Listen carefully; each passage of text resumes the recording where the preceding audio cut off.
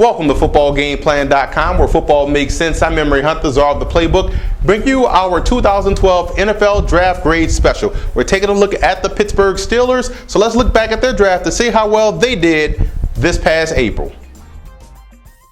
The Steelers came into this draft with huge needs on the offensive line, and they were able to walk away with two of the top players at their respective positions, also getting a guy in Sean Spence out of Miami. What I like most about this draft, you look at getting David DeCastro, the best guard in the country, should have been a top 10 pick, fell all the way down to Pittsburgh. They didn't even have to trade up to get a guy of the caliber of DeCastro. I like this pick a lot. He's going to be a fixture on that Steelers offensive line next to Pouncey. Also, you look at a guy, Mike Adams. A lot of guys had this guy as a first round type of talent. I like him a lot. I like the way he run blocks. I like his aggressiveness, his passion.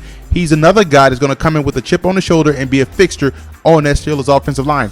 Then you double back later on in the draft and get a guy in Chris Rainey. It's going to be a nice new wrinkle to the offense. Something that they haven't had in a while out there in Pittsburgh is a guy with breakaway speed from the backfield.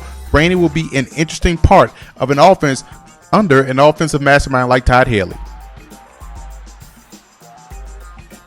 Now, what I didn't like about the Steelers draft is drafting Tony Clemens. It's not a knock on Tony Clemens as a player. I think he's a solid guy. I think there were better receivers on the board, guys like Jeff Fuller, guys like Derek Moy, those type of guys, Garrett Robinson that went undrafted, a lot better than Tony Clemens, although I hope he has an outstanding career for the Steelers. I just would have went a different route with this pick.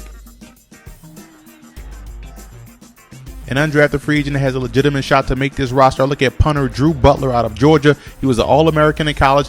Booms the football up in the air. His hang time is outstanding. I think he has a legitimate shot to be on the Pittsburgh Steelers roster by opening day.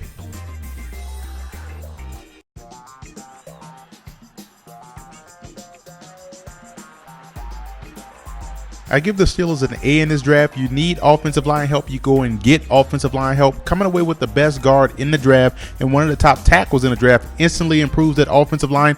And the Steelers will look to compete again for a Super Bowl title as well as an AFC North championship.